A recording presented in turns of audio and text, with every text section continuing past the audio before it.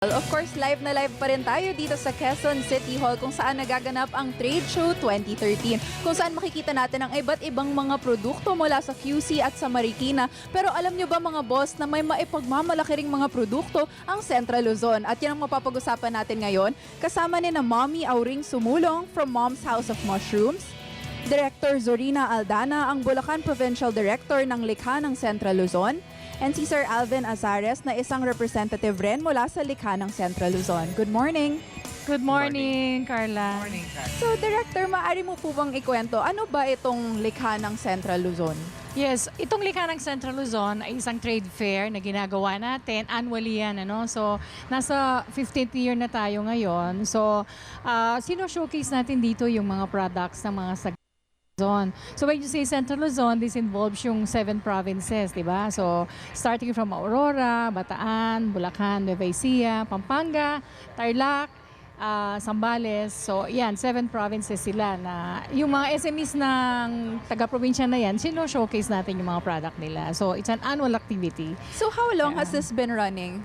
15 years na tayo, no? Wow, So, for okay. this year, it will be held on October 23 to 27 sa Mega Trade Hall sa SM Mega Mall. Okay, so meron tayong mga produkto ngayong umaga and we have Mommy Auring Sumulong and ang iyong produkto ay Mom's House of Mushrooms. Kwentan mo naman po kung ano po ito. Opo, ito po yung Mom's House of Mushroom na kung saan ito yung puproduce at nalikha ng taga Plaridel, Bulacan ako, na kung saan hindi na mga masasamang what I mean this is a crispy mushroom na very healthy at napakaraming vitamin contents at sa ngayon po ay patok na patok itong crispy mushroom. Especially dito sa Quezon City, napakarami nagpupunta pa sa Bulacan for these products. So talagang isang klaseng mushroom lang siya, tapos iba-ibang flavors yung ginagawa nyo? Sa oyster mushroom lang siya. Tapos sa 6 na flavor yan. We have the original, the chili, spicy. We have the garlic, we have the onion. We have the spicy garlic. And onion and pepper. Okay, naku, Yes. kailangan ko pala matikman yan. Yes. Napakahilig may ko sa mushrooms actually. So saan naman po ito mabibili? Dito lang po ba or Wala pa po akong outlet sa Okay. ngayon. Talagang sa bahay lang. Okay. So, mga taga-Alabang, Las Piñas, Quezon City, Caloocan, Marikina, lahat halos siya nagpupuntahan sa Bulacan. At misa, nagsishipping kami through LBC. So para pala sa mga dito na nakatira sa Metro Manila, dapat pupunta na sa trade dito sa sa exhibit ninyo para matikman ang iyong Yes, mushrooms. opo. Para hindi na sila pumunta doon sa Bulacan. Sa Bulacan. Eat Oo. without guilt. Yes, tama. Opo. And we'll talk more about that later. Pero Sir Alvin naman, maaari mo po bang ikwento kung ano naman yung mga produkto mo? Ang mga product naman namin is made of recycled wood. Usually ginagamit namin mga reclaimed woods na rin. And we come with a metal naman siya, which is good for mga corporate gifts for this coming Christmas. Kaya isa din sa mga pinagmamalaki ng Bulacan yung mga produkto namin. So recycled wood, where do you usually get it from? Iba-iba. Minsan sa Bulacan, minsan sa Laguna, or kung saan yung supplier namin mismo nakakakuha. Okay. So ano yung naging inspiration mo para gumawa ng ganitong produkto? First things first, Bulacanos kami, and isa sa kami sa mga pinaba. So isa sa mga idea namin is to preserve nature and preserve trees. So kaya gumagamit kami ng mga reclaimed woods para at least to lessen the cutting of trees. So usually saan naman nabibili ang mga produkto mo?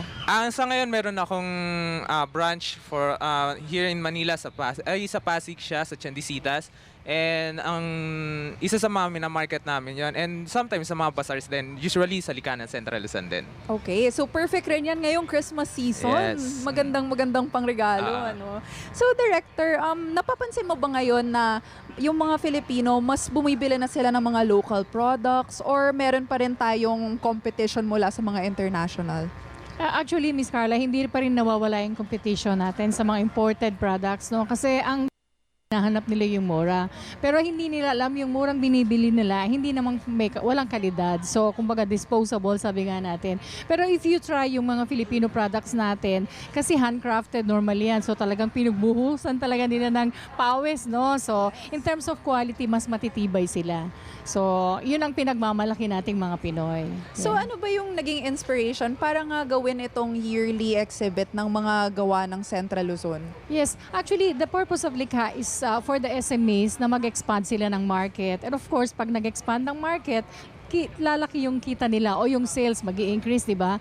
So kasi ngayon, because of competition nga, no, sa dami ng product na dinadaong dito sa atin, mga imported, yung mga local producer natin, kuminsan napapag-iwanan din. That's why, ang Department of Trade and Industry, isang move niya o isang assistance na binibigay namin is through market promotion and development. That's why ito yung pag-assist namin sa kanila. Ang trade fair kasi, isang avenue yan para i-promote yung mga product nila, especially yung mga newly developed product nila. May mga bagong discovery like si Mams, ang dami niyang variety ng product niya, every year naglalabas siya. So si Alvin din, ganyan din sila sa UniArt, no? So every year meron silang newly developed na product. So ito ngayon sa market. At ito naman ang hinahanap kasi ng mga buyers natin. Oo nga. So Mami Oring, is it your first time na makikisali dito sa likha ng Central This is Luzon? the second time. Okay. So kamusta naman yung first year mo doon? Nakatulong ba siya Maganda talaga? po. Tsaka talagang hinahanap ng tao.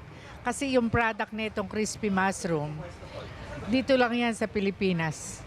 Wala nang ibang nagtitindang country na merong crispy mushroom. So paano mo ba nakuha yung inspiration? Parang marami bang mushroom doon sa lugar Marami ninyo? kasi mushroom way back 2009, 2010 sa Bulacan. Nagkalat lang sa market. So ang trabaho ko, isa akong caterer.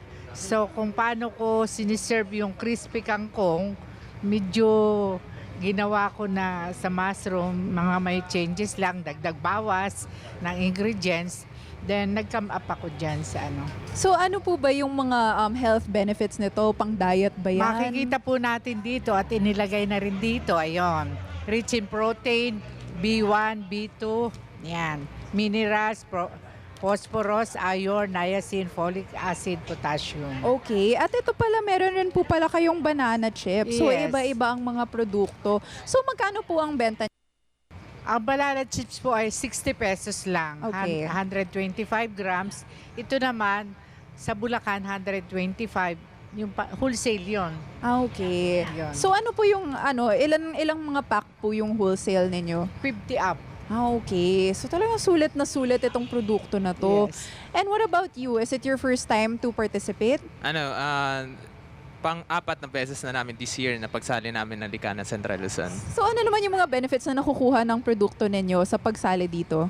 So first, syempre, mas nalalabas namin yung mga produkto ng Pinoy sa pamamagitan ng mga ganyan mga produkto. Saka usually dati kasi isa kami exporter, so instead na pinapakita lang namin sa ibang bansa, why don't we show it sa ibang bansa, dito naman sa bansa natin na nakikita nila na yung gawang Pilipino is parehas lang din ng same ng ibang bansa at mas matibay. Nagsimula kayo sa exporting. Yes. So parang ngayon pa lang kayo Nag-local dito. So naman. bakit kayo nag-decide naman na sa export muna? First, dati bumabagsak yung export, syempre. Okay. And then, sabi nga namin, mas maganda rin naman kung meron din at napapakita namin sa Pilipinas kung ano yung gawa ng Pilipinas.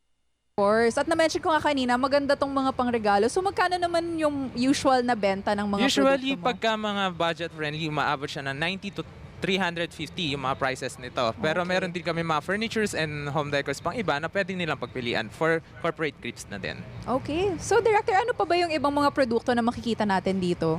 Oh, marami tayong sino-showcase pagdating ng Likha, no? Dahil nga 7 provinces yan, no? So may mga bags din, mga wearables. So yung mga bags made of indigenous material. So if you've heard yung made of buntal and sabutan, yung mga bags na magaganda na pwede mo talagang ipang model like kayo, mga magaganda kayo. Bagay na bagay sa inyo yan. So marami ring handicraft. So may mga furniture din.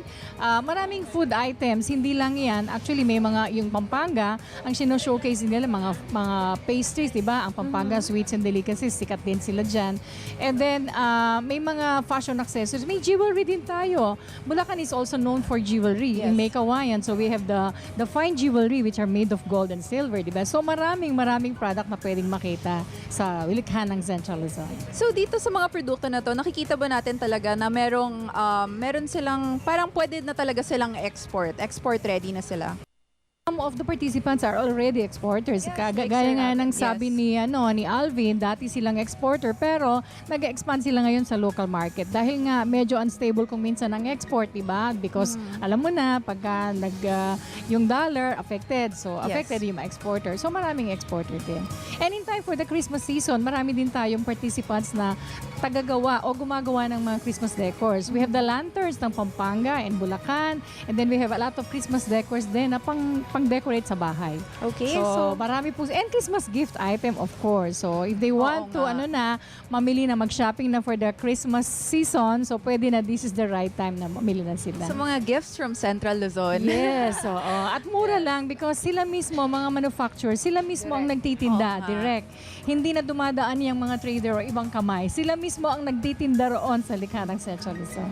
Okay, so Director, magkano ba yung entrance fee na to?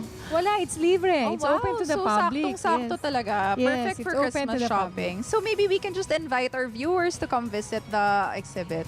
Yes, so I would like to invite everyone this coming October 23 po to 27, yung aming Likha ng Central Luzon 2013, now on its 15th year.